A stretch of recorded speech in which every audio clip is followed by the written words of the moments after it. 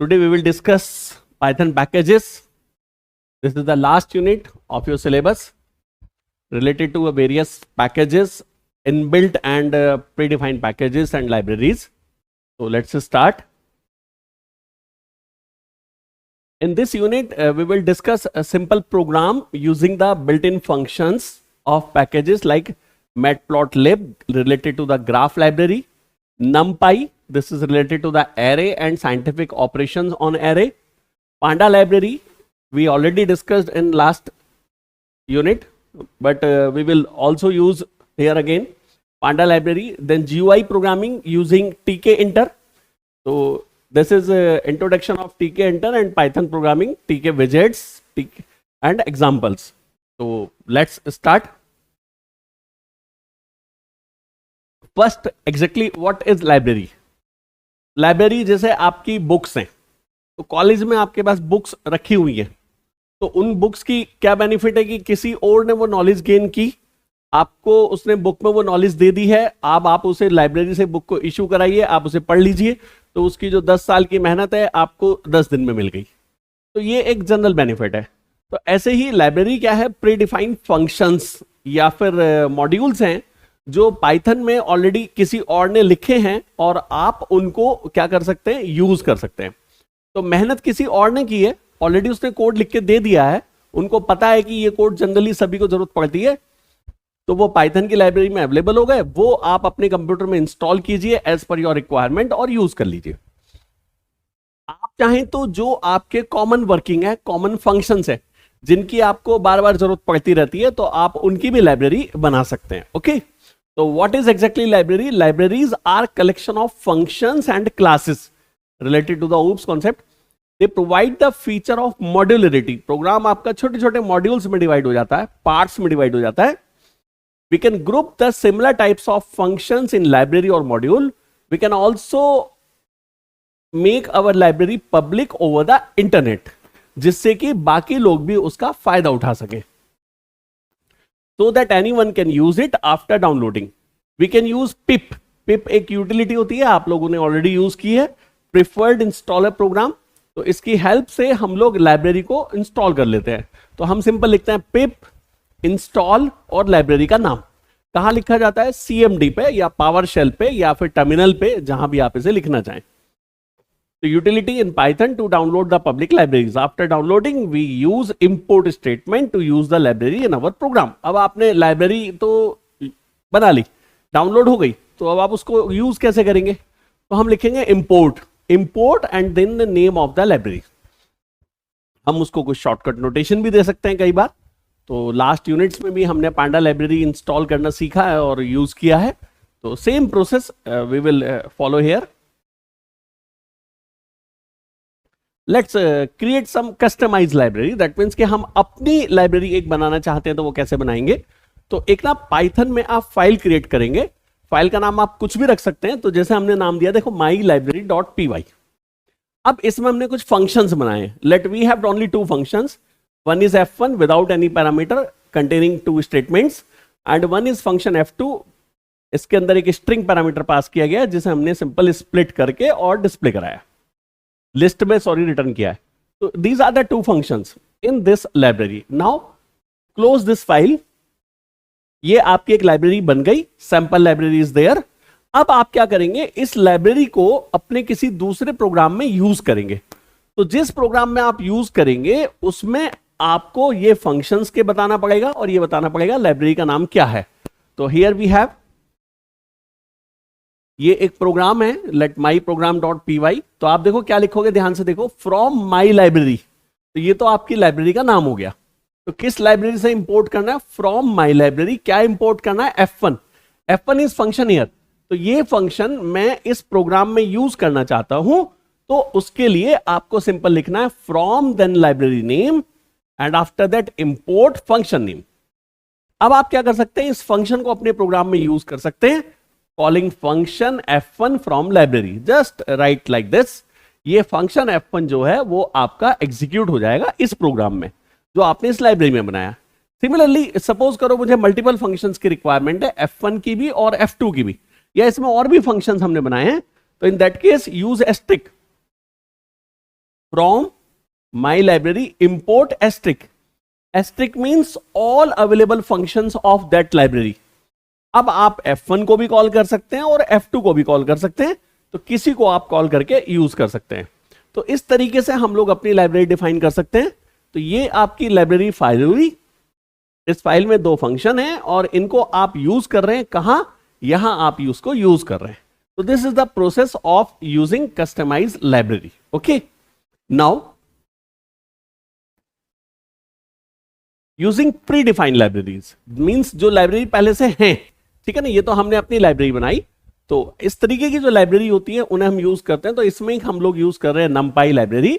numpy जो है वो आपकी यूज की जाती है एरे से रिलेटेड न्यूमेरिक पाइथन। बहुत यूजफुल लाइब्रेरी है, बहुत काम की लाइब्रेरी है, ठीक है ना। तो आपको पता ही है पाइथन में एरेज नहीं होते, हम लोगों ने पाइथन में यूज किए list, dictionaries, tuples, set, frozen set, और इनको हम लोग क्या कहते हैं, सीक्वेंसेस। तो मेमोरी इनमें स्कैटर्ड होती है, कॉन्टिगस का कॉन्सेप्ट नहीं है, और हमेशा से कॉन्टिगस मेमोरी की एक्सेसिंग फास्ट होती है। तो यदि मैं ये चाहता हूं कि जो डेटा मैं स्टोर कर रहा हूं वो कॉन्टिगस लोकेशंस पर हो जिससे कि उसकी एक्सेसिंग फास्ट हो जाए, तो ऐसे केस में आप एरे यूज करते हैं। लेकिन पाइथन में एरे की सपोर्ट नहीं होती, तो आपको एक एक्सटर्नल लाइब्रेरी प्रोवाइड की गई है, that is known as numerical py और numpy लाइब्रेरी, जिसकी हेल्प से आप एरे को इंप्लीमेंट कर सकते हैं। Now array is what? Array is a collection of similar type of data stored in contiguous memory locations.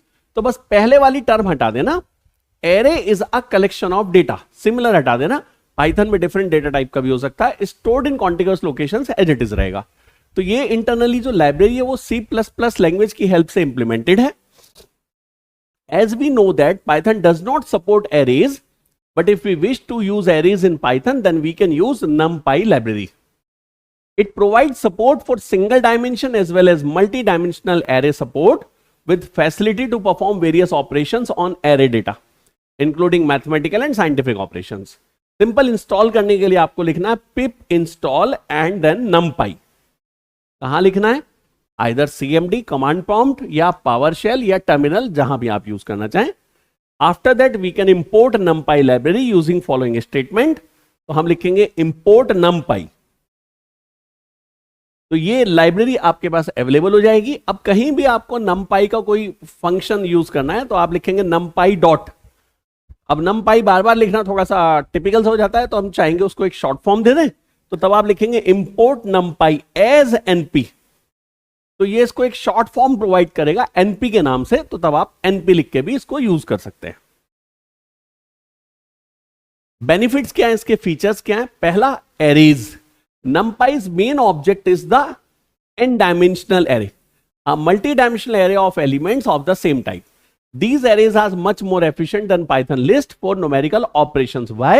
Because stored in contiguous memory locations. Vectorized operations आप इसमें perform कर सकते हैं, पूरे एरे पे एक साथ ऑपरेशन परफॉर्म कर सकते हैं। एरे की सारी वैल्यूज का मुझे साइन कांस्टेंट निकालना है, लॉगरिथमिक निकालना है, एरे की वैल्यू का सम करना है, लूप वगैरह लगाने की जरूरत नहीं है। ये लाइब्रेरी आपको सब चीज की फीचर देती है। ब्रॉडकास्टिंग इसकी एक अपनी पावरफुल फीचर है जो आप यूज कर सकते हैं, ठीक है ना। आप एक एरे क्रिएट करके उसको मल्टीपल शेप में कन्वर्ट कर सकते हैं, 1D को 2D में, 2D को 1D में, इस तरीके से आप कन्वर्जन कर सकते हैं। रैंडम नंबर जनरेट कर सकते हैं, यदि कहीं स्टैटिस्टिकल कॉन्सेप्ट में आपको रैंडम नंबर की रिक्वायरमेंट है, प्रोबेबिलिटी डिस्ट्रीब्यूशन फंक्शंस एग्जैक्टली, तो आप रैंडम नंबर जनरेट कर सकते हैं। तो वो फीचर भी यहां पर हमें दी गई है। इसके अलावा लीनियर अलजेब्रिक ऑपरेशंस हमें करने हैं तो वो हम बहुत इजीली कर सकते हैं, जैसे matrix multiplication, decomposition, eigen values, बहुत इजी, एक लाइन में आइगन वैल्यूज कैलकुलेट हो जाती हैं, and solving linear equations. C++ के साथ या फोर्ट्रान के साथ इंटीग्रेशन पॉसिबल है। इसका इंटरनल कोड NumPy का C++ में लिखा गया है। और दूसरी लाइब्रेरीज जो हमारे पास है, लाइक पांडा है या SciencePy है या मैटप्लॉटलिब है, तो उनके साथ भी ये लाइब्रेरी इजीली इंटीग्रेट हो जाती है। तो बहुत ही यूजफुल लाइब्रेरी है अपने आप में। इंपॉर्टेंट जो मॉड्यूल्स हैं इसके, वो थोड़ा ध्यान से सुनिएगा। एक है ND array, this fundamental data structure of NumPy representing multi-dimensional arrays। एक है NumPy.random, नाम से ही क्लियर है, ये लाइब्रेरी आपकी रैंडम डेटा के लिए काम आएगी प्रोबेबिलिटी डिस्ट्रीब्यूशंस में। ये लीनियर एल्गो आपका लिखा हुआ है, तो एल्जेब्रिक ऑपरेशंस आप परफॉर्म कर सकते हैं इसके थ्रू, आइगन वैल्यूज वगैरह कैलकुलेट कर सकते हैं। numpy.fft फास्ट फूरियर ट्रांसफॉर्मेशन के लिए आप इसे यूज कर सकते हैं। इसके अलावा मैथ लाइब्रेरी हमारे पास, इसमें मैथमेटिकल फंक्शंस हैं, जैसे कि आपके टेक्नोमेट्रिक फंक्शंस होते हैं साइन कॉस्ट एंड लॉगरिथम्स के, वो आप परफॉर्म कर सकते हैं।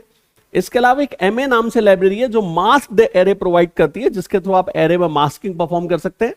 और एक पॉलिनोमियल लाइब्रेरी हमें दी गई है जो आपकी पॉलिनोमियल्स पे काम करती है, like ax² plus bx plus c, तो आप उस पर भी कर सकते हैं, लीनियर पे भी कर सकते हैं। लीनियर के लिए हमारे पास ये लीनियर एल्गोरिथम है ना, ये लाइब्रेरी है, फास्ट फूरियर ट्रांसफॉर्मेशन के लिए हो गई और पॉलिनोमियल के लिए भी हो गया। तो बहुत अच्छी लाइब्रेरीज हमें दी गई हैं जिनको हम अलग अलग जगह अलग अलग ऑपरेशंस परफॉर्म करने के लिए यूज कर सकते हैं। तो these are the modules in numpy library. आपको जिसकी जरूरत हो आप उसे इंपोर्ट करेंगे, यूज करेंगे, जिसकी जरूरत नहीं है आप उसे इग्नोर कर सकते हैं इन प्रोग्राम, नॉट इन एग्जाम। देखिए सबसे पहले एरे की हम बात करते हैं।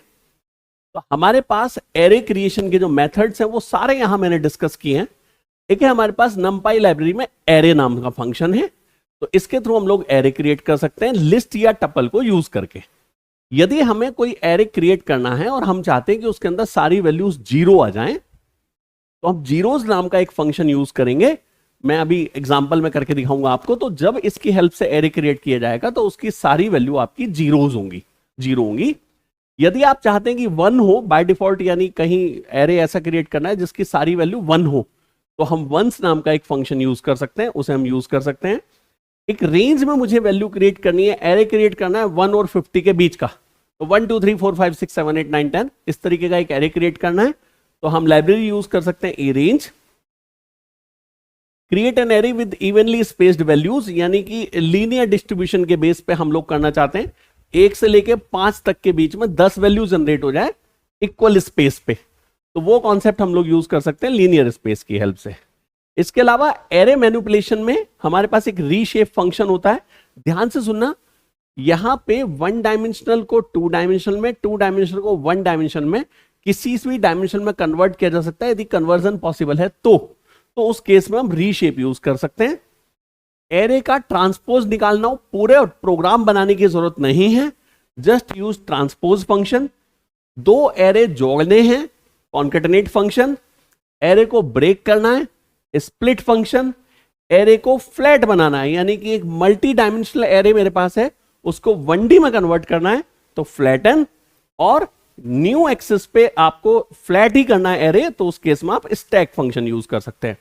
तो ये हमारे पास एरे क्रिएशन के मेथड है, ये मैनिपुलेशंस के। Let's take some example. अभी पहले कुछ ऑपरेशंस और भी हैं। मैथमेटिकल ऑपरेशन परफॉर्म करने के लिए हमारे पास एक सम फंक्शन है। लीनियर एरे आपके पास है, उसके अंदर बहुत सारी वैल्यूज हैं, सबका सम करना है, तो you can use this. Mean निकालना है, मीडियन निकालना है, मिनिमम या मैक्सिमम निकालना है, तो आप इन्हें यूज कर सकते हैं। इसके अलावा आर्गुमेंट मिनिमम और आर्गुमेंट मैक्सिमम भी है, जिसको हम यूज कर सकते हैं। डॉट प्रोडक्ट निकालना हो 2 एरे का डॉट प्रोडक्ट, तो वो आप डॉट से निकाल सकते हैं। और यदि आपको नॉर्मलाइजेशन वेक्टर कैलकुलेट करना हो तो ये यूज किया जा सकता है। तो ये सारे आपके मैथमेटिकल ऑपरेशंस हैं जो हम लोग परफॉर्म कर सकते हैं। बहुत इजीली वर्किंग होती है। सी लैंग्वेज में किसी को दे दो या जावा में दे दो, एरे आपके पास है, मैं आपसे कहूं एरे का सम करो, बेचारा लूप लगाएगा, यहां एक लाइन में काम हो जाएगा आपका। सॉर्टिंग करनी हो, just use sort function, array आपका सॉर्ट हो गया अपने आप, झंझट ही खत्म। सॉर्टिंग की कोई एल्गोरिथम आपको सोचने की जरूरत नहीं है। यूनिक वैल्यूज निकालनी हो, एरे में जितनी भी यूनिक वैल्यूज है वो मुझे चाहिए, तो इससे यूज कर सकते हैं। वेयर में आप कंडीशन लगा सकते हैं, जैसे एक एरे मेरे पास है तो मुझे उसमें से वो वैल्यू चाहिए जो 70 से ग्रेटर है, तो वेयर कंडीशन लगा सकते हैं। सर्च सॉर्टेड जो है वो आपका इंडिसेस करता है, find indices where element should be inserted to maintain order, तो उस केस में हम लोग इसे यूज कर सकते हैं। लीनियर एल्जेब्रा के लिए हमारे पास मैट्रिक्स का इनवर्स निकालना हो तो लीनियर एल्जेब्रा में डॉट INV फंक्शन है। किसी मैट्रिक्स का डिटरमिनेंट निकालना हो तो DET फंक्शन है। आइगन वैल्यूज कैलकुलेट करनी हो तो EIG फंक्शन है। और यदि एक लीनियर इक्वेशन का हमारे पास सिस्टम है, उसको हमें सॉल्व कराना हो तो लीनियर एल्गो में ही हमारे पास सॉल्व नाम का फंक्शन है, इसकी हेल्प से हम लोग इंप्लीमेंट कर सकते हैं। फंक्शंस के नाम ध्यान रखिएगा। रैंडम नंबर जनरेट करना हो तो रैंडम लाइब्रेरी में जाएंगे। रैंडम लाइब्रेरी में हमारे पास रैंड नाम का फंक्शन है, जिसकी हेल्प से हम रैंडम नंबर जनरेट कर सकते हैं यूनिफॉर्म डिस्ट्रीब्यूशन की हेल्प से। नॉर्मल डिस्ट्रीब्यूशन यूज करना है तो RAND के बाद n लगा दीजिएगा। तो यूनिफॉर्म डिस्ट्रीब्यूशन यूज करना है तो आप नॉर्मल यूज करेंगे, और नॉर्मल डिस्ट्रीब्यूशन यूज करना है तो n। इसके अलावा रैंडम इंटीजर्स जनरेट करने हैं, यहां पे वैल्यूज पॉइंट में आती हैं तो आप रैंड इंट यूज करेंगे। इसके अलावा रैंडम सैंपल आप निकालना चाहते हैं 1D में, तो उस केस में चॉइस आप यूज करेंगे। स्टैंडर्ड डेविएशन निकालना है तो STD फंक्शन है। वेरिएंस निकालना है VAR फंक्शन है। कॉरिलेशन कोएफिशिएंट निकालना है तो डायरेक्ट फंक्शन हमारे पास है CORCOEF। तो आप देख सकते हो मतलब कितनी सारी मैथमेटिकल फंक्शनिंग इजीली परफॉर्म कर सकते हैं आप लोग। एरे क्रिएशन के मेथड देखना बहुत ध्यान से। सबसे पहले लाइब्रेरी को इंपोर्ट करे हुए, इंपोर्ट numpy एज NP, तो हमने इसको शॉर्ट नेम दिया है NP। अब मुझे एक एरे क्रिएट करना है, 1 डायमेंशनल एरे, तो np.array फंक्शन आप लगाएंगे।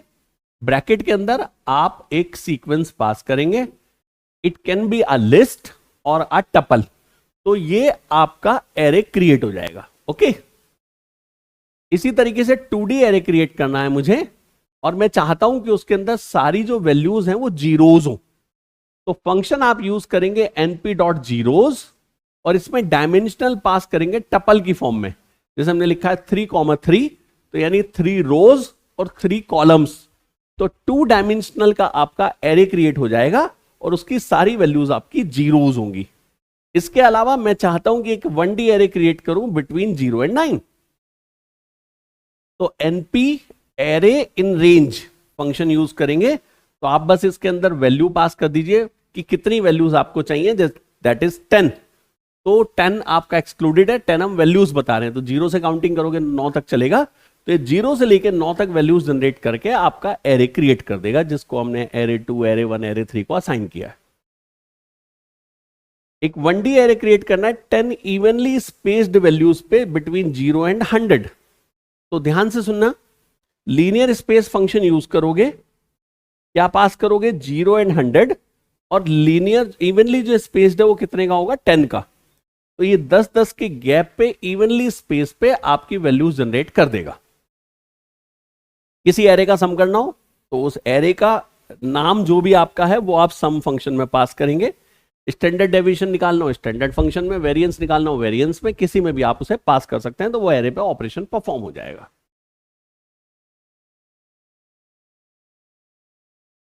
देखिए ये रहा एग्जांपल, एक एरे एज्यूम करो, ARR1 हमारे पास एरे है, आपको मीन निकालना है तो जस्ट यूज np.mean, तो एरे आपका मीन मिल जाएगा, एवरेज है ना। डेटा स्टोर होता है हमेशा कॉन्टिग्यूअस में, बार बार कह रहा हूं बेटा, तो इसकी एक्सेसिंग बहुत फास्ट होती है। तो लिस्ट में डेटा हमारा कॉन्टिग्यूअस नहीं होता, लेकिन ये पूरी मेमोरी एरे में कॉन्टिग्यूअस होती है। डॉट प्रोडक्ट निकालना है 2 एरे का, तो एक हम डॉट प्रोडक्ट कैलकुलेट कर रहे हैं, np.dot नाम का फंक्शन हो गया, पहले एरे पास कीजिए, दूसरा एरे पास कीजिए, ठीक है ना। ये हमने दोनों फिलहाल सेम ही लिए, तो दोनों का आपका क्या हो जाएगा, डॉट प्रोडक्ट आ जाएगा। सॉर्ट करना हो np.sort, एरे पास कर दो, एरे आपका सॉर्ट हो जाएगा। यूनिक एलिमेंट्स निकालने हैं, अभी जो मैंने बताया था कि भाई मुझे वो एरे में वैल्यू रिपीट भी हो सकती है, तो मुझे यूनिक चाहिए केवल, तो np.unique, तो एरे पास कर दो, ये आपको यूनिक एलिमेंट्स प्रोवाइड कर देगा।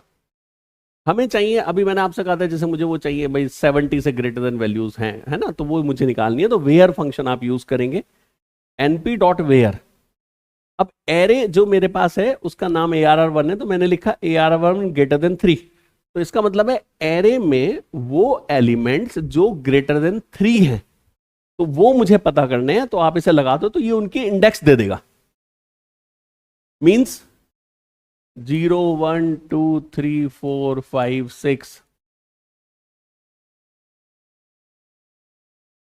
7 8, तो किस किस इंडेक्स पे डेटा ग्रेटर देन 3 है वो आपको मिल जाएगा, ठीक है ना। इनवर्स करना हो किसी मैट्रिक्स का, तो np.linear algebra वाला मॉड्यूल आप यूज करेंगे और उसमें इनवर्स फंक्शन आप यूज करेंगे। एरे पास कर देना। तो एरे हमने यहाँ पे डायरेक्ट क्रिएट ही करा है, 2 डायमेंशनल एरे हमने क्रिएट करा है जिसमें केवल 2 वैल्यू है। आपकी लैंग्वेज में कहूं तो मैट्रिक्स इस टाइप की है, ठीक है। तो बेटा इस टाइप के एरे को हम लोग 2 डायमेंशनल एरे कहते हैं। इसमें रोज हैं और कॉलम्स हैं। तो ये आपकी रोज हो गई, ये आपके इस तरीके से कॉलम्स हो गए। How many rows we have 2, how many columns we have 2 columns. तो 2 बाई 2 का आपका मैट्रिक्स हो गया एक तरीके से, या 2 डायमेंशनल एरे। तो यहां हमने वैल्यूज बताई हैं और आपका एक एरे क्रिएट करा है जिसका हम लोग इनवर्स निकाल रहे हैं। तो इनवर्स ये कैलकुलेट कर देगा। एरे का इनवर्स आपने निकाला होगा जरूर, ठीक है ना, मैट्रिक्स में काम किया होगा आपने।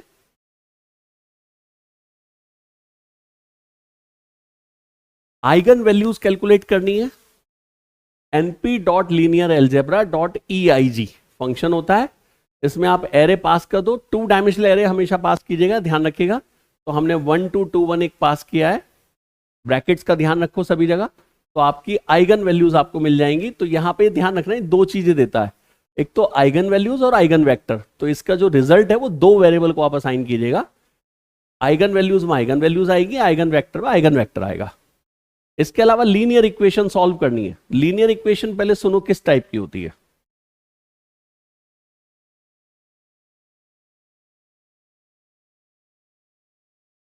तो वैल्यूज देखो कितनी है, 3 वैल्यूज है ना। एक और इक्वेशन है मेरे पास,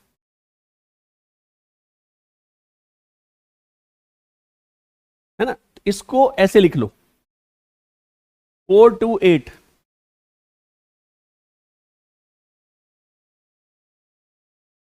5 -7 एंड 9। इसको पास कर दो, ये उसे सॉल्व कर लेगा। अब पास कैसे करोगे वो ध्यान से सुनना। np.array पहला पार्ट है x और y के कॉफिशिएंट। तो 2 3 जैसे हमने यहां पे लिया 4 2, 1 -2 5 और -7। अब फिर कॉमा लगाएंगे, ध्यान रखना इसमें, ये पहला पार्ट है आपका, पहले तो कॉफिशिएंट आएंगे आपके, फिर कॉमा। अब वैल्यूज राइट साइड की, जैसे 8 और 9 है तो ऐसे ही हमने लिए 8 1। तो ये वैल्यू हमारी कहलाएगी 2x plus 1y equal to 8, 3x minus 2y equal to 1। अब ये इनको सॉल्व करके आपको रिजल्ट दे देगा जिसको हमने सॉल्यूशन में सेव कराया है, ठीक है ना। तो लीनियर अलजेब्रा की हेल्प से आप इन्हें सॉल्व कर सकते हैं। 5 रैंडम इंटीजर्स जनरेट करने हैं बेटा, बिटवीन 0 एंड 10। तो रैंडम लाइब्रेरी यूज कर लो numpy की। रैंडम इंटीजर 0 और 10 के बीच में कितने नंबर चाहिए, 5। तो मिनिमम मैक्सिमम और कितने नंबर काउंट पास करेंगे, ये आपको इंटीजर्स दे देगा। रैंडम सैंपल चाहिए 1D एरे में, एक 1D एरे मेरे पास है, उसके बेस पे तो आप चॉइस यूज करेंगे। एरे का नाम पास कर देना, उस एरे में से 3 वैल्यू उठाएगा कोई सी भी और आपको दे देगा। टेल्स वगैरह की जो कैलकुलेशंस होती हैं, हम लोग वहां पे स्टैटिस्टिकल में बहुत ज्यादा रैंडम सैंपल लेते हैं। भाई 1000 वैल्यू है तो बायस्ड नहीं होना है कि पहली 2 उठाओ या लास्ट की 2 उठाओ, कोई सी भी रैंडम नंबर 10 उठा लो। तो रैंडम सैंपल कलेक्ट करने के लिए हम लोग इसे यूज करेंगे। तो रैंडम सैंपल कहां से, इस एरे से, और कितनी वैल्यू, 3 वैल्यूज। तो ये आपको रैंडम सैंपल दे देगा। कुछ एग्जांपल्स मैंने लिए सिंप्लिसिटी के लिए, आउटपुट इधर है। np.array ये मेरी एरे की वैल्यूज है, लिस्ट फॉर्म में हमने वैल्यूज पास करी है, ध्यान रखिएगा। तो एरे क्रिएट हो गया। इस एरे की लेंथ निकालनी है, आप len फंक्शन यूज करो, n में आपकी लेंथ आ गई। तो लेंथ डिस्प्ले करनी है, लेंथ इज n। तो आप देखो यहां आउटपुट आया, लेंथ इज 7। अब इस एरे की मिनिमम वैल्यू चाहिए तो आप min फंक्शन यूज कर लीजिए, उसमें एरे पास कर दो। इसमें मिनिमम वैल्यू है आपकी 6, तो आपका आ गया minimum is 6। Similarly calculate the max with the help of max function, just pass the name of the array, you will get m2। तो मैक्स इज m2, ये आ गया। अब हमने एरे की वैल्यू प्रिंट करनी है बेटा, तो लिस्ट की तरह ही 0 1 2 3 इंडेक्स लगा के आप इसे एक्सेस करेंगे। तो हमने लिखा for i in range how much length of array, और सिंपल ARR i। तो 0 1 2 3 इंडेक्स की हेल्प से आपका ये डेटा सारा प्रिंट हो गया है। This is the program and this is the output.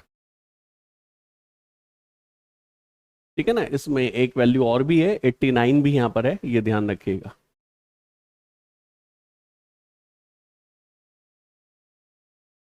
Check this, एक एरे क्रिएट करना है जिसमें सारी वैल्यू जीरोज हो। जीरो कितनी वैल्यू होनी चाहिए? 10। तो एरे 1 है ना, रेंज में वैल्यू कैलकुलेट करनी है कितनी? 10 वैल्यू। फिर से लीनियर स्पेस में वैल्यू कैलकुलेट करनी है 0 से 20 के बीच में 10 वैल्यूज। स्पेस होगा लीनियर, ये ध्यान रखना। 3 एरे मेरे पास आ गए। एरे 1 पे मैंने पता करा कितने एलिमेंट्स हैं, तो n मेरे पास आ गया। मैंने लेंथ डिस्प्ले करी, 10 एलिमेंट्स हैं। हमने वैल्यूज कैसी ली थी? 0, तो ये डबल लेता है बाय डिफॉल्ट, यानी पाइथन की लैंग्वेज में फ्लॉट। तो आप देख सकते हैं 10 वैल्यू आपकी फ्लॉट आ गई। एक ही लाइन में क्यों प्रिंट हुई है? क्योंकि हमने प्रिंट करते समय एंड में स्पेस दिया हुआ है। नहीं होता तो बाय डिफॉल्ट वो न्यू लाइन का कॉन्सेप्ट कंसिडर करता है।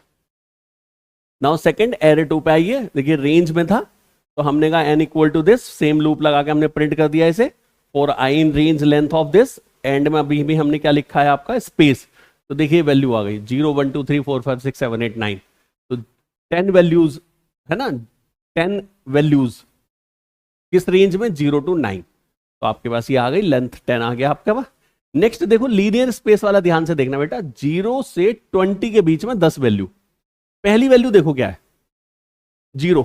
दूसरी 2.2222। नेक्स्ट 2.2 का सम हो गया, फिर 6 8 11.11 13.33 15.17.77 एंड 20। तो जो आपका लीनियर डिस्ट्रीब्यूशन इसमें लग गया, 0 से 20 के बीच में लीनियर स्पेस में आपको कितनी वैल्यूज मिल गई हैं? 10 वैल्यू मिल गई हैं। तो ध्यान रखिएगा ऐसे वैल्यू आएंगी। स्टूडेंट कई बार क्या सोचता है 0 2 4 6 8 10, नहीं ऐसा नहीं, इस तरीके की वैल्यूज आपको मिलती हैं। तो लीनियर वैल्यूज आपको मिली है, ठीक है ना। कितनी वैल्यू देखो, काउंट करो, 1 2 3 4 5 6 7 8 9 10, 0 से 20 के बीच में।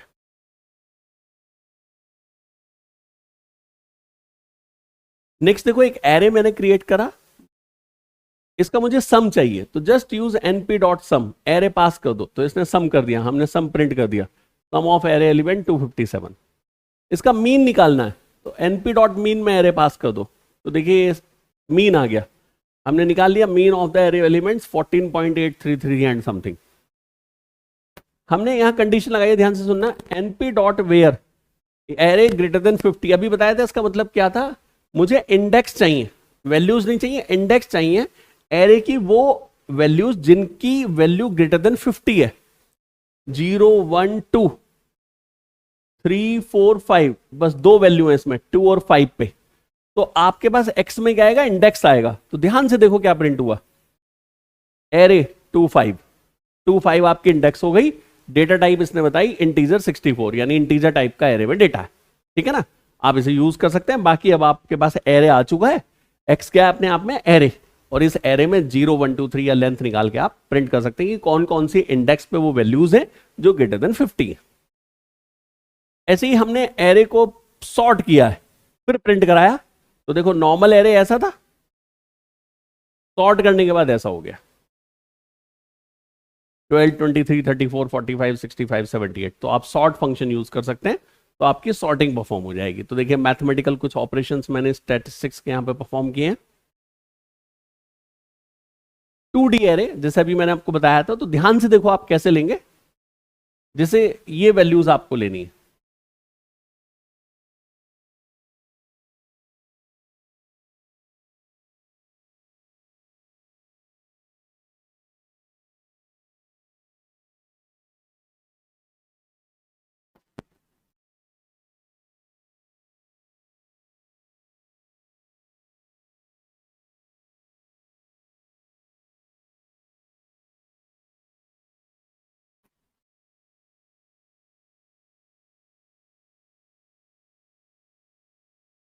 तो इनको स्क्वायर ब्रैकेट लगाओ बेटा, कॉमा लगा दो और यहां क्लोज कर दो। तो इस तरीके से 2D एरे बनता है। 4 रोज है इसमें, 1 2 3 4, हर एक में 3 कॉलम, 1 2 3 1 2 3। तो यदि आप लिखते हैं एरे का नाम, यदि मैं x कहूं, तो आप यदि 0 लिखते हैं तो इसे रिप्रेजेंट कर रहे हैं, और 0 1 2 और 2 लिखते हैं तो ये 9 को रिप्रेजेंट हो रहा है, दैट मीन्स दिस। ऐसे यदि आपने लिखा x2 तो 0 1 2 इसकी बात कर रहे हैं आप, और 1 लिख दो तो 0 1, तो यहां 9 की बात कर रहा हूं फिर से, है ना। तो इस तरीके से इसमें डेटा एक्सेस होता है।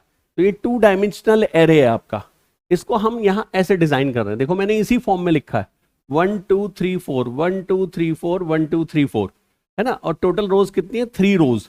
तो 3 रोज 4 कॉलम, तो इसे हम लोग कहेंगे 3x4 का एरे। तो 2 डायमेंशनल एरे आप ऐसे क्रिएट करेंगे।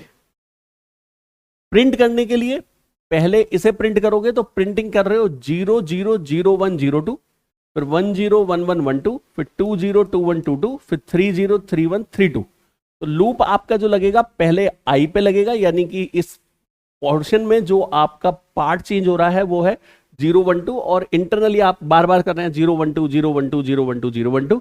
तो देखो नेस्टेड लूप हमने लगाया है, एक आई पे लूप लगाया है रेंज 3 और जे पे लूप लगाया है रेंज 4। 3 वाला है तो 0 1 2 चलेगा आपका। तो पहली बार में पहली रो का डेटा एक्सेस करोगे, उसके कॉलम होंगे आपके 0 1 2 3 4। तो नेक्स्ट लूप हमारे पास उस चीज में हमारी हेल्प करेगा। हमने सिंपल एलिमेंट को डिस्प्ले कराया नेक्स्ट लाइन का और सेम लाइन का कॉन्सेप्ट यूज करते हुए। तो 2D एरे आप ऐसे क्रिएट कर सकते हो, डिस्प्ले कर सकते हो।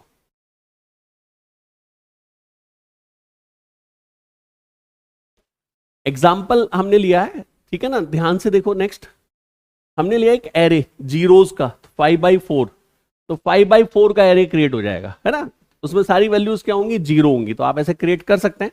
लेकिन यहां देखो हमने एक एरे लिया है 1D एरे, 1 2 3 4 5 6 7 8 9 10 11 12, इसमें टोटल वैल्यूज है 12। तो मैं चाहता हूं इसको मैं चेंज कर दूं, ये 1D है, मैं इसको 2D बना दूं। अब 2D कितने का, 2x6 का, 6x2 का, 3x4 का, 4x3 का, हमें पता है, इसको थोड़ी पता है। तो रीशेप फंक्शन यूज करोगे। रीशेप कितने का, 3x4 का। तो ये क्या करेगा, इसको 2D मैट्रिक्स में कन्वर्ट कर देगा। पहली वैल्यूज लेगा, शुरू की 4 वैल्यू,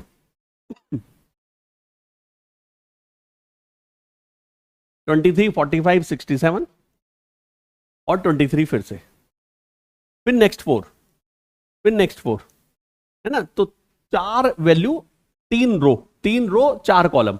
3x4 का आपने रीशेप किया। तो रीशेप को बहुत ध्यान से समझना, आप यहां पे 1D एरे को 2D में या 2D को 1D में कन्वर्ट कर सकते हैं। अब वैल्यूज मेरी होती है 11, तो यू कांट कन्वर्ट। आप 3x4 का क्या 2x6 4x3 कुछ भी नहीं कर सकते थे, तो वो पॉसिबल नहीं था। तो ये ध्यान रखिएगा, तभी कन्वर्ट कीजिएगा जब नंबर ऑफ एलिमेंट्स आपके पास प्रॉपर हो। तो रीशेप हमने किया, प्रिंट किया, तो देखो ये प्रिंट हो गया। ये आपका नॉर्मल एरे था, ये इसने प्रिंट कर दिया। ये वाला पार्ट है इसका पहला वाला आउटपुट, ठीक है ना। तो यहां पे आप देख सकते हो कितने का है, 3x4, 3 रोज 4 कॉलम। अब हमने फिर से इसको रीशेप करने के लिए कहा, इस बार हमने कहा 4x3। तो ये इसको फिर से रीशेप करेगा, 4 रोज 3 कॉलम। तो देखिए यहां पे 4 रोज है और 3 कॉलम हो गए। यहां पर हमने कहा इसको का 3 डायमेंशन में कन्वर्ट करो, 2x3x2, है ना। तो 2 रोज x डायमेंशन 2, y डायमेंशन आपकी 3 और z डायमेंशन 2। तो सेम केस यदि कन्वर्ट हो सकता है, 12 एलिमेंट से पॉसिबल है, तो 3 डायमेंशन एरे आ गया। ये पहले एलिमेंट्स आ गए, ये दूसरे एलिमेंट आ गए, है ना। और इसके अंदर देखो 3 डायमेंशन है, तो पहले 2x3 का है, तो 2 रो, है ना, हर एक में टोटल 2 पार्ट्स, और 3x2 का कॉन्सेप्ट लेके चलेंगे आप, तो उस तरीके से आपका डेटा डिस्प्ले हो जाएगा। तो 3 डायमेंशन एरे का जब आउटपुट आता है, तो हम कंप्यूटर में 3D तो बेटा डिस्प्ले नहीं करा सकते, तो कॉन्सेप्चुअली आप समझ सकते हैं। टोटल वैल्यूज आपकी 12 प्रॉपर आ रही हैं 2D की फॉर्म में, है ना। तो आपका इस तरीके से एरे क्रिएट हो गया है। तो ध्यान से देखना, कितने एरे क्रिएट करने हैं आपको, 3D एरे क्रिएट करने हैं। तो XYZ के डायमेंशन बस आप मेंशन करेंगे।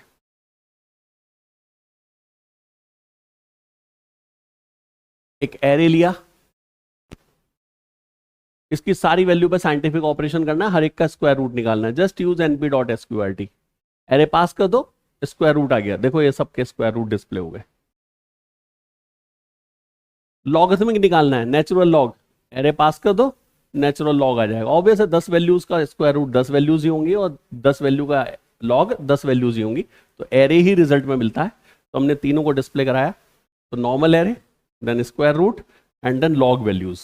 तो आप इस तरीके से ऑपरेशन परफॉर्म कर सकते हैं। मतलब साइंटिफिक ऑपरेशन परफॉर्म करना बहुत ही इजी है। Now the next library is matplotlib. Why we will use this library? This is related to the graph. You can use 2D graph, 3D graph, interactive graph related to your data. आपके पास sales का कोई data है, आपके पास students का कोई data है, admissions का कोई डेटा है, तो उसको ग्राफ फॉर्म में रिप्रेजेंट करना है। मार्क्स का डेटा है आपके पास, स्टूडेंट के मार्क्स हैं, तो आप मैटप्लॉटलिब की हेल्प से बहुत इजीली ग्राफ जनरेट कर सकते हैं। So matplotlib is a very popular library to create static animated interactive visualizations in Python like graph etc. Just install it using pip utility like this, pip install matplotlib, और numpy तो हमें जरूरत पड़ेगी इसके लिए, तो numpy भी आपके पास होना चाहिए। थोड़ा सा पहले ध्यान से समझ लो कि ग्राफ में कौन सी चीज क्या होती है। देखिए इस तरीके का एक ग्राफ होगा, इस ग्राफ में एक टाइटल होता है, उसे हम यहां टाइटल ही बोलेंगे, मतलब नाम वही मैं बोलूंगा जो ग्राफ में हमसे लाइब्रेरी में दिए गए हैं। इसके अलावा एक एक्स एक्सिस है, एक वाई एक्सिस है, तो ये हमारी एक्स एक्सिस है और ये हमारी वाई एक्सिस है पूरी, तो हम एक्स एक्सिस और वाई एक्सिस यूज करेंगे। इसके अलावा एक्सिस पे लेबल दिए जाएंगे, तो ये हमारे लेबल्स हैं, देखिए इनको आप रोटेट भी करा सकते हैं लेबल्स को, और इधर हमारे लेबल्स हैं। तो इसमें मेजर और माइनर टिक होती है, देखिए बीच बीच में जो निशान है इनको माइनर टिक कहते हैं, और जो 0 1 2 3 वैल्यूज लिखे हैं इनको हम लोग मेजर टिक कहते हैं। फंक्शंस के नाम भी इसी तरीके से, जैसे set underscore minor locator, set underscore major है ना formatter, y axis, x axis and so on. जो मार्क ये लगे हुए हैं देखिए बीच बीच में आपके हैं, तो इनको हम लोग कहते हैं मार्कर्स। लाइन ड्रॉ करनी है तो उसे प्लॉट से कर लेते हैं हम लोग, मार्कर है अलग अलग टाइप के हैं। इसके अलावा आपके देखिए ग्रिड शो हो रही है, तो इनको हम लोग ग्रिड्स कहते हैं, जो आपकी ये लाइट लाइंस हैं इनको हम ग्रिड कहते हैं। और जैसे ये आपके पास आ रहा है यहाँ पे कि ब्लू लाइन जो है वो सिग्नल के लिए, ऑरेंज लाइन इस पर्पस के लिए, तो उसे हम लोग लीजेंड कहते हैं, ठीक है ना। तो इस तरीके से हम लोग फिगर को जब डिजाइन करेंगे तो उसमें ये सारी चीजें हमें मेंशन करनी चाहिए, या जो जरूरत है वो मेंशन करनी चाहिए, जिससे कि आपका जो ग्राफ है वो अपने आप में कंप्लीट हो, ठीक है ना। Example, very very easy example and very simple example. Import matplotlib.pyplot as plt, plt यानी नाम जो आपने दिया है शॉर्ट फॉर्म के लिए।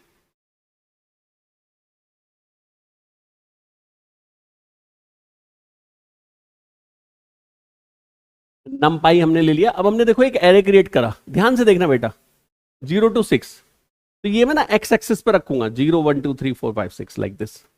एक वाई पे क्रिएट करा है 0 to 250, तो एरे मैंने लिया है 0 to 6 और 0 to 250। एक एरे मेरे पास आ चुका है एक्स पॉइंट का और वाई पॉइंट का। अब मैं ग्राफ ड्रॉ करने जा रहा हूं, है ना। ध्यान से देखो, वैल्यूज मेरे पास दो ही है बेटा बस। पहली वैल्यू को यदि मैं ग्राफ पे बोलूं तो वो 0 0 है, दूसरी मेरी 6 250 है। केवल दो वैल्यूज हैं, only 2 values are. Range function नहीं यूज करा मैंने यहाँ पे। तो पीएलटी जो लाइब्रेरी का शॉर्ट फॉर्म मैंने दिया, plt.plot, तो प्लॉट यूज किया जाएगा हमेशा लाइन डायग्राम के लिए। आप लाइन डायग्राम ड्रॉ करना चाहते हैं तो उसके लिए यूज करेंगे। इसमें आप पास करेंगे x points and y points. तो एक्स पॉइंट है 0 and 6 और वाई पॉइंट है मेरा 0 and 250। तो पहला पॉइंट हुआ 0 0, दूसरा हुआ 6 250। शो करेंगे इसे, ध्यान से देखो इधर, पहला पॉइंट 0 0, दूसरा है 6 250। देखो ये रहा 6 and 250 दिस पॉइंट, और ये एक सिंपल लाइन आपकी आ गई।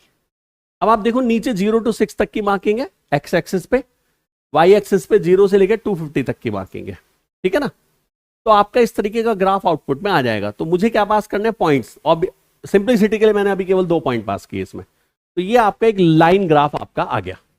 अब यहां पे जैसे ये डॉट मैंने कुछ नहीं लगा हुआ था, है ना, आप चाहते कि नहीं कुछ आ जाए, तो देखिए ये ऑप्शंस हैं।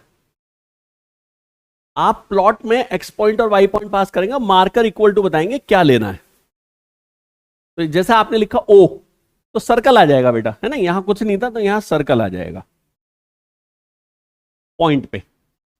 एस्टिक लगाओगे तो स्टार बना हुआ आ जाएगा ऐसा, डॉट लगाओगे तो पॉइंट आएगा, कॉमा लगाओगे तो पिक्सल आएगा सिंपल, एक्स पे एक्स आएगा, कैपिटल या स्मॉल कैसे भी कर सकते हो, प्लस पे प्लस का सिंबल आएगा, पी लगाओगे तो भी प्लस आएगा, स्क्वायर के लिए एस लगाते हैं, डायमंड शेप आपको चाहिए इस टाइप की तो डी लिखते हैं आप। तो मार्कर आप बता सकते हैं, जो हमने इसमें नहीं बताया लेकिन आप बता सकते हैं, डी डायमंड यूज कर सकते हैं, पी पेंटागन, एच एक्सागन, तो ये सारे ऑप्शंस हैं जो आप यूज कर सकते हैं। जो ग्राफ आपका ड्रॉ होगा लाइन ग्राफ, तो उसमें जो पॉइंट्स होंगे उन्हें मार्क करने के लिए,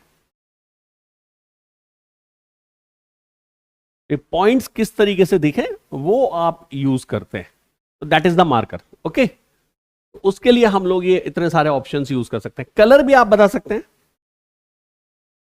टाइटल देना है ग्राफ का तो हमेशा लिखेंगे जो लाइब्रेरी है डॉट टाइटल। अभी मैंने आपको मेन जो ग्राफ दिखाया था एक, तो उसमें मैंने कहा था देखो वही आपके फंक्शंस हैं। तो टाइटल में हमने क्या कहा, लाइन चार्ट, और लीजेंड में हमने कहा लाइन, तो आपका लीजेंड बना हुआ आएगा। कलर देखो क्या क्या, R red, G green, B blue, C cyan, magenta, yellow, black, white. तो मार्कर का साइज भी आप दे सकते हैं, MS इक्वल टू 20 या 5 या जो भी आप देना चाहें, तो मार्कर उसी हिसाब से छोटा या बड़ा आएगा।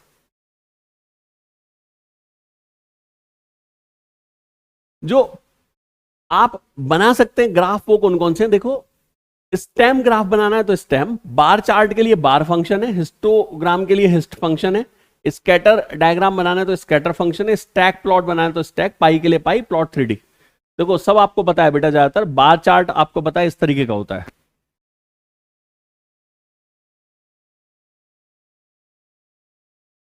समथिंग लाइक दिस, ठीक है ना। ऐसी स्कैटर डायग्राम है,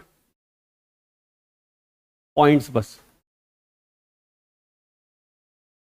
पाई chart you already knows that, सारे पता है, मैं एक जनरल बात कर रहा हूं, है ना। जैसे मान लीजिए ये हो गया स्टैक प्लॉट, स्टैक प्लॉट इस तरीके का होता है, मतलब लाइक दिस।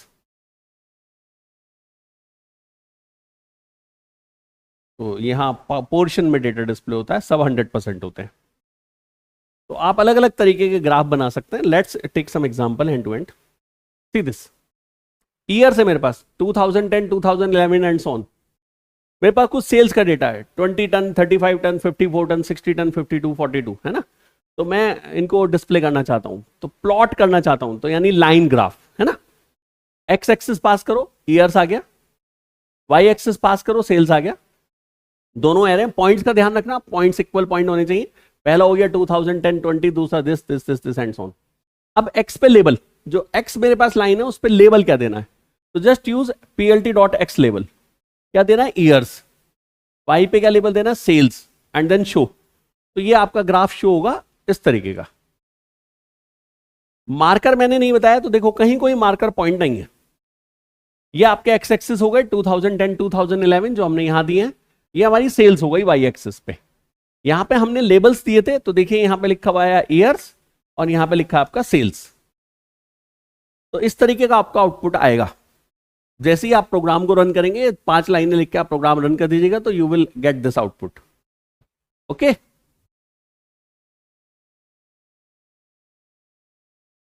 डेटा सेम है मेरे पास ईयर और सेल्स का, लेकिन इस बार मैं बनाना चाहता हूं बार चार्ट। तो मैंने लिखा plt.bar और उसमें ईयर और सेल पास कर दी, तो देखिए ये बार चार्ट आ गया मेरे पास। 2014 में देखो सेल कितनी है, 2010, 11, 12, 13, 14 इज मिसिंग ईयर। तो 2014 में सेल्स का डेटा हमारे पास नहीं है, तो 2010, 11, 12, 13, 14 का डेटा मिसिंग है, 15 एंड 16। तो ये आपका ग्राफ आ गया सेम उसी टाइप का, and this is bar chart. तो सिंपल आपको बस बार फंक्शन कॉल करना है बार चार्ट ड्रॉ करने के लिए। एक्सेस से वाई एक्सेस आप पास करेंगे। स्कैटर डायग्राम, इसी का स्कैटर डायग्राम बनाना, अभी मैंने बताया था डॉट डॉट्स आते हैं। तो देखो स्कैटर फंक्शन है, ये देखिए डॉट्स आ गए, सिंपल। मार्कर आप देना चाहो तो दे सकते हो कि मार्कर क्या डिस्प्ले होना है, इसी में लिख देना, कॉमा लगा के marker equal to something, D diamond, है ना, स्टार या प्लस साइन। देखिए यहां मैंने लिखा है ये स्कैटर डायग्राम है, ईयर और सेल, कलर है जी यानी ग्रीन, और मार्कर है एस्ट्रिक और साइज है 100। ध्यान से सुनना, कलर है ग्रीन, ग्रीन कलर से मार्क आएगा, मार्कर एस्ट्रिक, तो एस्ट्रिक जो आएगा वो ग्रीन कलर से आएगा, और S इक्वल टू 100, साइज है उसका 100। तो स्कैटर डायग्राम मुझे बनाना है, लेकिन मैं साथ में लाइन चार्ट भी ड्रॉ करना चाहता हूं, यानी मैं दोनों को कंबाइन करना चाहता हूं। तो आप दो फंक्शन भी एक साथ यूज कर सकते हैं। तो मैंने PLT प्लॉट भी यहां पे किया है, और उसमें मैंने कहा ईयर और सेल्स का सेम डेटा लेकिन कलर रेड। तो जो मेरे पास प्लॉट होगा लाइन चार्ट, उसमें तो आएंगी रेड लाइंस, और जो स्कैटर डायग्राम आएगा उसमें मार्कर्स आएंगे green. And here you can see this, line chart आपका रेड कलर से है, और जो मार्कर्स लगे हुए हैं वो आपके ग्रीन कलर से हैं, और मार्कर हमने स्टार दिया हुआ था तो स्टार हमारे लगे। इस तरीके से आप ग्राफ ड्रॉ कर सकते हैं।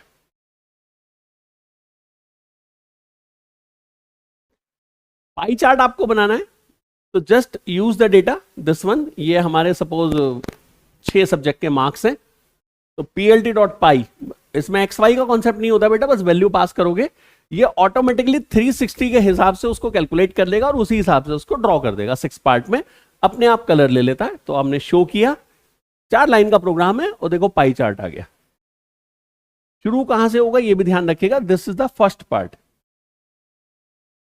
Then second 29, 24, 65, 57 and 88। तो जो मार्क्स आपने लिए थे, तो जो आपका 0 डिग्री है वो ये हो गया, और इसके हिसाब से फिर आप एंटी क्लॉकवाइज चलेंगे, क्लॉकवाइज नहीं चलेंगे, ध्यान रखना, एंटी क्लॉकवाइज।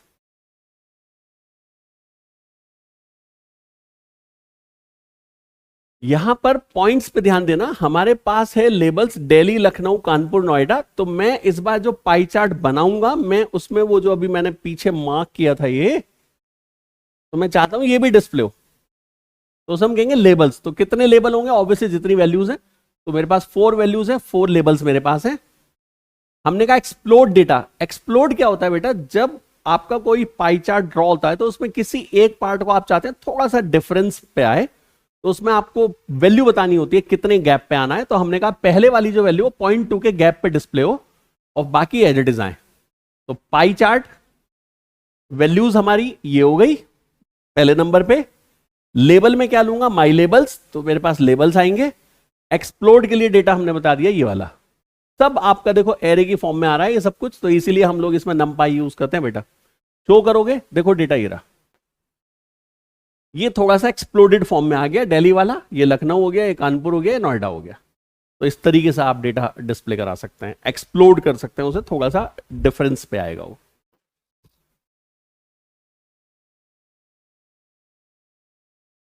CSV फाइल मेरे पास एक है, comma separated value, last unit में मैंने ऑलरेडी डिस्कस की है। तो उस CSV फाइल से डेटा रीड करके ग्राफ प्लॉट करना है। तो कॉमा सेपरेटेड वैल्यूज मेरे पास हैं कुछ, तो देखो पांडा लाइब्रेरी यूज करूंगा क्योंकि CSV चाहिए, मैट प्लॉट यूज करूंगा क्योंकि मुझे ग्राफ ड्रॉ करना है। सबसे पहले CSV को रीड करो, तो पांडा लाइब्रेरी से हमने कहा read CSV, which file, data 3.csv, plot the data. Plot कर रहे हैं तो ऑब्वियस है लाइन चार्ट है। डेटा हो गया ईयर वाला, क्यों, क्योंकि आपके पास डेटा फ्रेम आ चुका है, उसमें मेरे पास अलग अलग टाइप का डेटा है। तो कौन से कॉलम का डेटा लोगे, तो हमने कहा ईयर लेंगे एक्स एक्सिस पे, और सेल्स लेंगे वाई एक्सिस पे। मार्कर में ओ, लाइन स्टाइल मेरी हाइफन, और कलर होगा ब्लू। मैं टाइटल भी देना चाह रहा हूं ग्राफ का, तो हमने कहा कंपनी सेल्स ओवर टाइम। साथ में एक्स में लेबल दूंगा ईयर, और वाई में लेबल दूंगा सेल्स रुपीज, और एक्स पे टिक्स में दूंगा ईयर, है ना। एक्स टिक का मतलब है जो नीचे मेरे पास टिक्स हैं, तो उन पे ईयर हम लोग ईयर में डिस्प्ले कराएंगे। हमने कहा plt.grid, ग्रिड भी डिस्प्ले करानी है, बीच बीच में लाइंस भी आनी चाहिए, ट्रू। plt.टाइट लेआउट, और उसके बाद शो। अब देखिए पहले डेटा देखो क्या है, ये डेटा है बेटा 2014 का 15, 16, ये मेरे पास CSV फाइल है, और इसका देखो डेटा में आउटपुट क्या है आपके पास। Title, year, sales in rupees, years आपके यहां आ गए, ये आपकी सेल्स आ गई रुपीज में, और ये आपका ग्राफ आ गया पूरा, जिस तरीके का ब्लू में हमने डिस्प्ले करा है, और ग्रे कलर में आपकी ग्रिड्स हैं। हर चीज हमने वहां पे बताई है। तो इन छोटी छोटी कमांड से आप वो आउटपुट लेके आ सकते हैं जो आप जनरेट करना चाहते हैं। बेटा याद रखने का तो एक ही तरीका है, दूसरा तरीका तो है नहीं कि आपने प्रोग्राम्स बनाए हो, ठीक है ना। थ्योरी में क्या लिखोगे, थ्योरेटिकल पेपर है ही नहीं है। Now next part is GUI, graphical user interface. What is GUI exactly? तो आप जो काम करते हैं, आप कैलकुलेटर अपने कंप्यूटर में ओपन करते हैं तो वो GUI है, ग्राफिकल यूजर इंटरफेस है ना।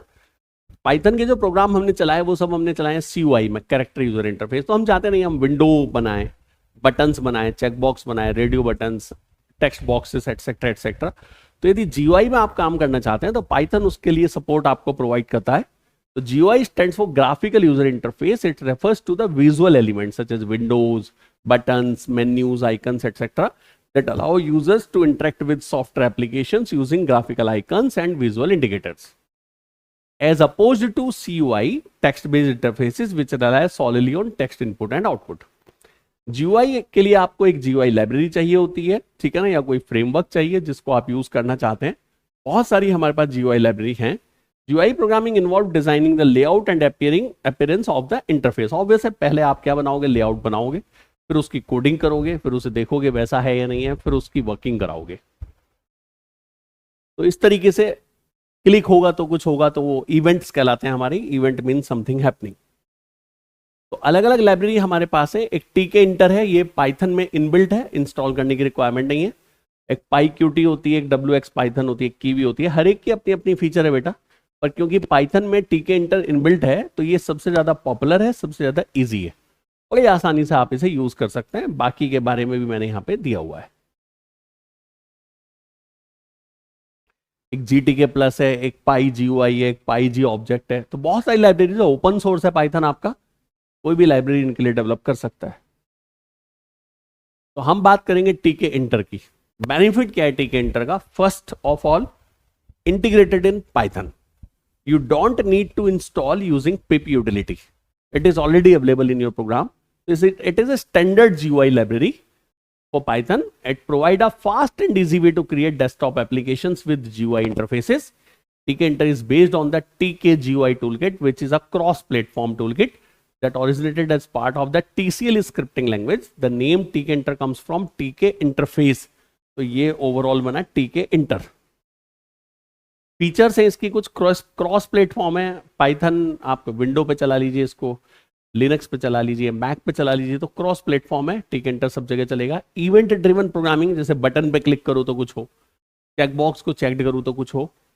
Simple and easy to learn, integration with Python and customization. तो ये सारी इसकी फीचर्स हैं। ठीक है, कुछ इस तरीके के है। कंट्रोल्स की सबसे पहले बात करेंगे। ये जो विंडो हमारे पास होती है हम इसको TK ही बोलते हैं। तो TK लाइब्रेरी का नाम है और .tk आपकी वो क्लास है जिसकी हेल्प से विंडो बनती है।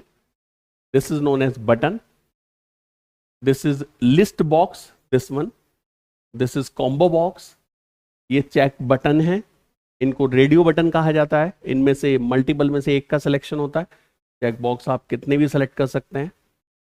These are the buttons.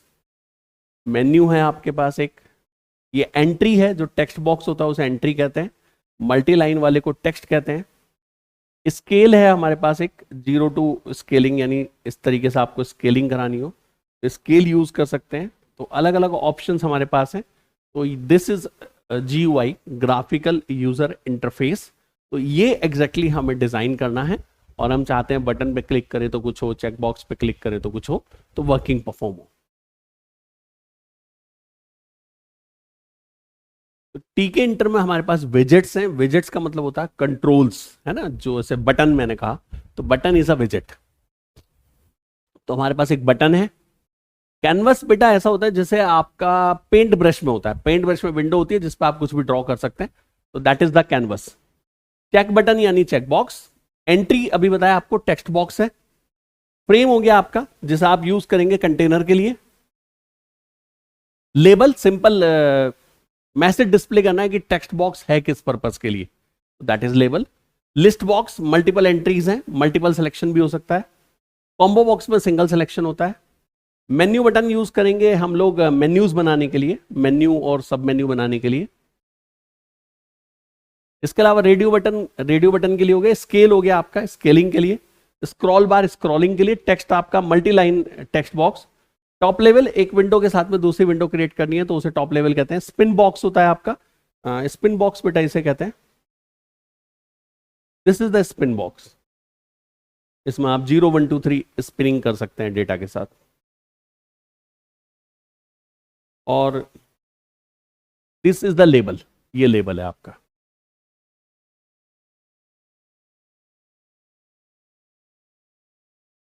कुछ प्रॉपर्टीज आपको पता होनी चाहिए। देखिए एक विंडो तो आपने बना दी, हियर इट इज। अब इस विंडो पे एक टेक्स्ट बॉक्स लगाना है, एक बटन लगाना है, इधर लगाना है, इसके नीचे लगाना है, तो कहाँ लगाना है? तो इसके लिए हमारे पास ना 3 मेथड्स हैं जिन्हें हम यूज कर सकते हैं। First is pack, second is grid, third is place. Pack method, this geometry manager organize widgets in blocks before placing them in the parent विजिट, पहला, दूसरा, तीसरा, चौथा एंड सो ऑन। ग्रिड, आपकी जो विंडो है उसको आप वर्चुअली रो और कॉलम्स में ब्रेक करेंगे, लाइंस दिखेंगी नहीं, केवल इंटरनली होती हैं वर्चुअली, और आप बताएंगे कि यहाँ बटन दिखे, यहाँ लेबल दिखे, यहाँ लेबल दिखे, यहाँ लेबल दिखे, यहाँ बटन दिखे, यहाँ एक बटन दिखे या लेबल दिखे, ऐसे मर्ज करके कुछ भी हो सकता है। सबसे ज्यादा पॉपुलर आपका ग्रिड होता है। प्लेस होता है जिसमें हम एग्जैक्टली हम बताते हैं कि कहाँ होना है, तो पोजीशन आपको बतानी होती है कि वहां हमारा कंट्रोल डिस्प्ले हो। कुछ कॉमन प्रॉपर्टीज हम यूज करेंगे, जैसे टेक्स्ट, तो जैसे लेबल है, तो लेबल में आपने लिखना है एंटर नेम, तो enter name is the text. Foreground हम यूज करेंगे टेक्स्ट के कलर के लिए, बैकग्राउंड यूज करेंगे बैकग्राउंड के कलर के लिए, शॉर्ट फॉर्म में FGBG। किसी की भी विथ देनी होगी तो विथ, और हाइट देनी होगी तो हाइट। एक छोटा सा प्रोग्राम देखते हैं जल्दी से।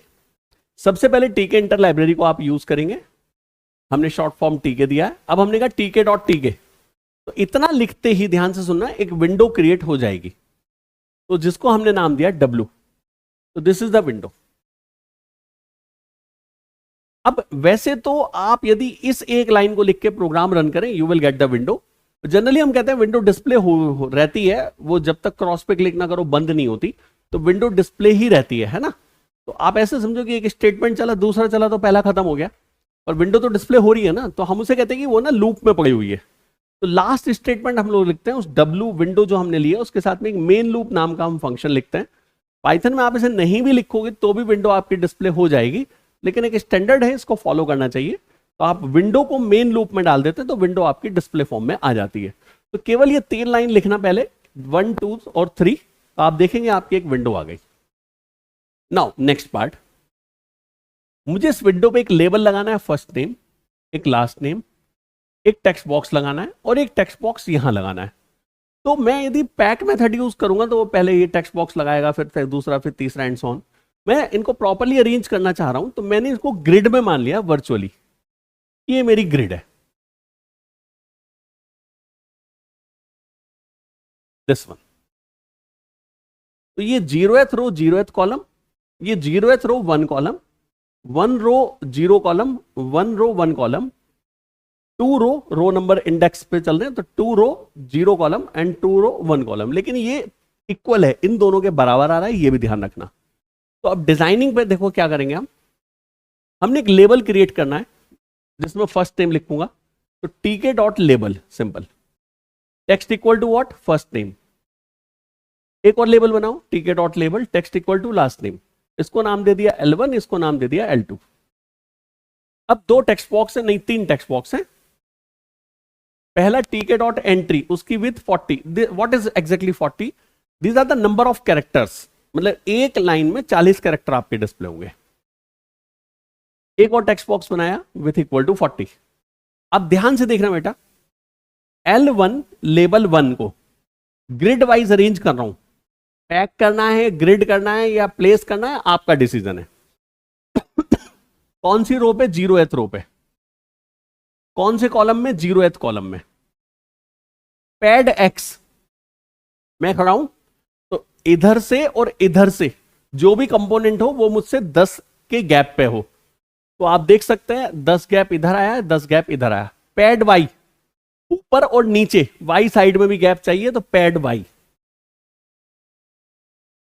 फिर टेक्स्ट बॉक्स 1, इसके आगे मुझे टेक्स्ट बॉक्स 1 लगाना है, तो बेटा 0th रो 1 कॉलम, तो रो 0 लेकिन कॉलम हो गया देखो 1, और पैड एक्स कितने का 10 का, यानी एक्स साइड में और वाई साइड में गैप चाहिए। सेकंड हमने लेबल लगाया L2, तो L2 कहां आएगा आपका 0 1, 1 रो पे कॉलम नंबर 0, तो L2 देखो कहां आया है, row 1 column 0, same pad X pad Y, same text box आ गया रो 1 कॉलम 1 में। अब ये जो नेक्स्ट वाला टेक्स्ट बॉक्स है, इसको मैं अलग तरीके से लेना चाहता हूं, ध्यान से देखना। तो T3 हमने डिजाइन करा, एंट्री, एंट्री मैंने बताया था this is for multi line, sorry text box है, टेक्स्ट होता है मल्टी लाइन के लिए, तो विथ इक्वल टू 60, तो 60 कैरेक्टर्स, ऑब्वियसली ये ज्यादा है ना। अब इसको देखो कहां प्लेस किया हमने, row equal to 2, 0 1 2, column equal to 0, column equal to 0, लेकिन मैं चाहता हूं ये दोनों के बराबर आए, तो हम लोग कॉलम को स्पैन करेंगे, तो कॉलम स्पैन 2 और पैड एक्स पैड वाई, इनका ऑर्डर आप इंटरचेंज कर सकते हो, किसी को भी आगे पीछे लिख सकते हो। देन विंडो का जो मिनिमम साइज मुझे चाहिए वो चाहिए 500 एंड 400, मिनिमम साइज, उससे छोटा ना हो सके, और फिर विंडो को मेन लूप में डाल के हमने डिस्प्ले कर दिया, तो ये आउटपुट आपका आ जाएगा। इस तरीके से हम लोग विंडो को डिजाइन करते हैं।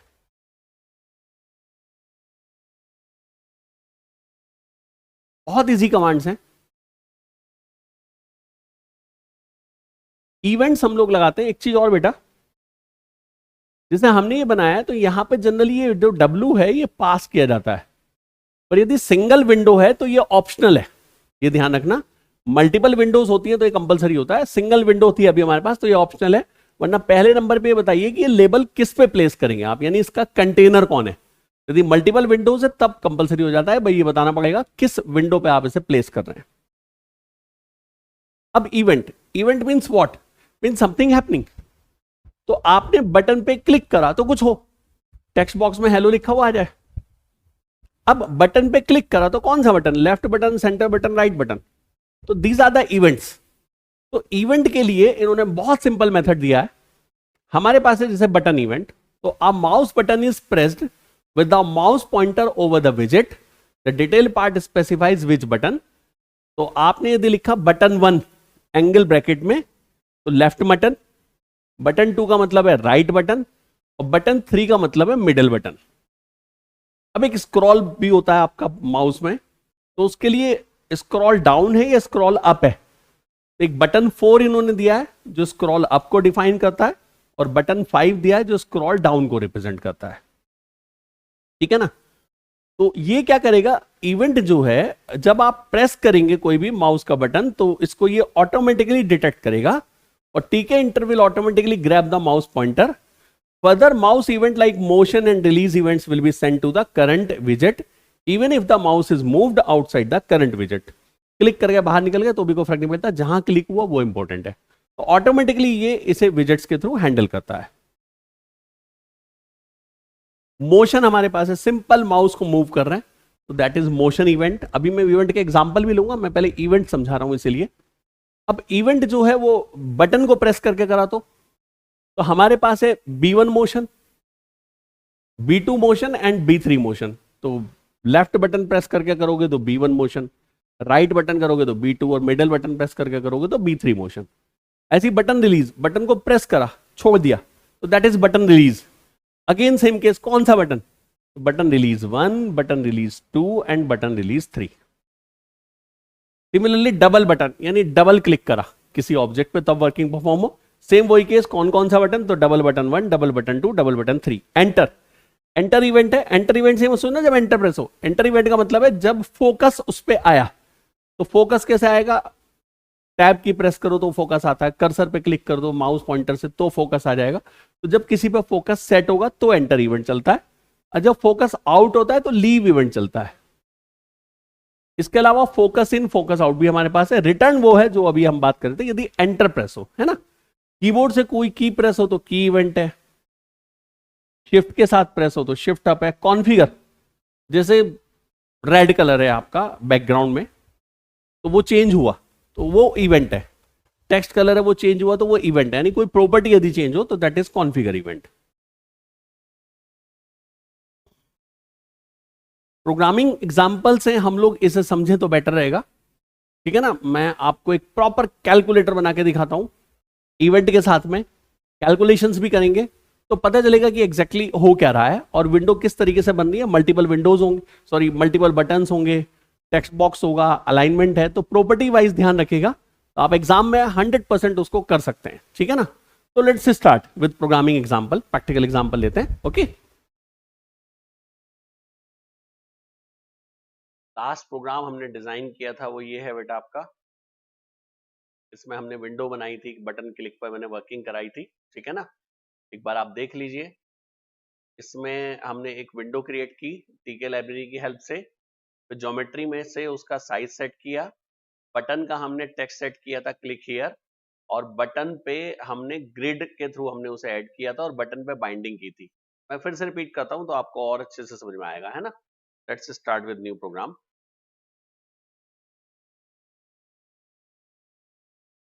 सबसे पहले तो लाइब्रेरी इंपोर्ट कीजिए। ओके, तो import tkinter as tk, short form में हमने इसे यूज कर लिया है। फिर लाइब्रेरी हमारी आ गई है। अब हम लोग एक बेसिक विंडो बना रहे हैं, उसको मैंने डब्लू नाम दे दिया है, लेट टीके डॉट टीके, यहाँ कैपिटल में आपका टी आएगा। तो ये आपकी विंडो क्रिएट हो गई। This is our root window और फर्स्ट विंडो, तो आप इसका नाम रूट भी रख सकते हैं। अभी तो वैसे हम एक ही विंडो बनाएंगे। अब ये डिसाइड कीजिए कि एग्जैक्टली करना क्या है।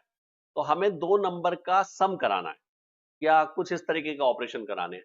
तो उसके लिए जो जो कंपोनेंट्स की रिक्वायरमेंट है वो कंपोनेंट्स आप अपने विंडो पे ऐड कीजिए। ओके, तो मुझे चाहिए 3 लेबल्स। तो L1 equal to T K dot label, L capital, और उसमें टेक्स्ट क्या लिखा होना चाहिए, let first number,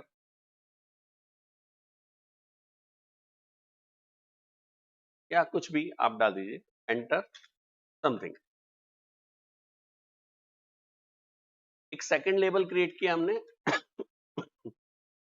enter something. एक थर्ड लेबल हमने क्रिएट करा है, let result. Now we have 3 labels L1 L2 L3। अब टेक्स्ट बॉक्स बनाएंगे, T1 equal to T K dot entry. How many text box we require, we require 3 text box.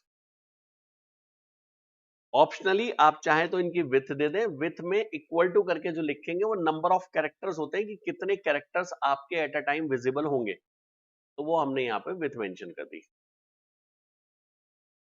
अब जब आप ये objects बनाएं तो अभी रिक्वायरमेंट नहीं है, मैं बता रहा हूं आपको, देखो ऑप्शनल है अभी तो, लेकिन जनरली इस रूट को आप यहां पास कर दें एज अ फर्स्ट पैरामीटर, यानी जो आपने विंडो का नाम दिया है वेरिएबल का। अभी नहीं पास करोगे चल जाएगा, लेकिन एग्जाम में आप एक स्टैंडर्ड फॉलो करेंगे तो बेटर रहेगा, जिससे कि एग्जामिनर के पास मार्क्स ना हो कुछ भी काटने के।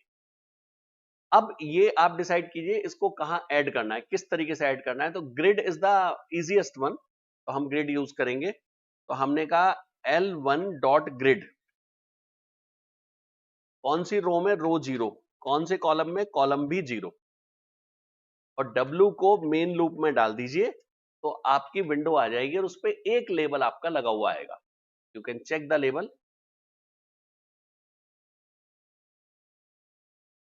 Run it. सॉरी मैंने उसे रूट नाम दिया बेटा, W नहीं है, रूट है। Now run it. देखिए विंडो आ गई। अब इतनी छोटी सी विंडो आ रही है ना। तो इसका साइज दे दो। साइज के लिए मैंने अभी तरीका बताया आपको, ज्योमेट्री, रूट डॉट ज्योमेट्री, कितना, लेट 400 बाई 400, रन कर दीजिए। F5 किया, ये आउटपुट आ गया। अब ये जो एंटर समथिंग है इसके राइट साइड में, तो इसको मान लो 0 कॉलम, तो 1 नंबर पे आप सेम रो में टेक्स्ट बॉक्स डाल दीजिए। हमने कहा T1, रो तो बेटा सेम रखूंगा मैं, लेकिन कॉलम नंबर कर दूंगा 1। तो देखिए आप, ये टेक्स्ट बॉक्स इसके आगे आ गया, ठीक है ना। सिमिलरली सेकंड, कॉपी पेस्ट कर लीजिए। L2 T2, लेकिन ये दोनों चाहिए नेक्स्ट लाइन में, तो रो चेंज कर देंगे हम, रो हो जाएगी इनकी 1। सिमिलरली L3 एंड T3 ये नेक्स्ट लाइन में चाहिए, तो ये हो गई आपकी रो 2। कॉलम वही रहेंगे 0 एंड 1। देखिए आपके ये 3 टेक्स्ट बॉक्स आ गए हैं और 3 लेबल आ गए हैं लेफ्ट साइड में। बटन लगाएंगे हम लोग, मान लीजिए मैं बटन लगाना चाहता हूं आपके राइट साइड में ही टेक्स्ट बॉक्स के, तो कॉलम हो जाएगा आपका 2। अभी कॉलम है 1, 0 और 1 कॉलम में आपका डेटा है, तो 2 आप लेंगे। B1 equal to T K dot button. Component कोई भी क्रिएट करेंगे तो कैपिटल कैरेक्टर से शुरू करेंगे आप, ये ध्यान रखिएगा। टेक्स्ट क्या डिस्प्ले होना चाहिए बटन पर?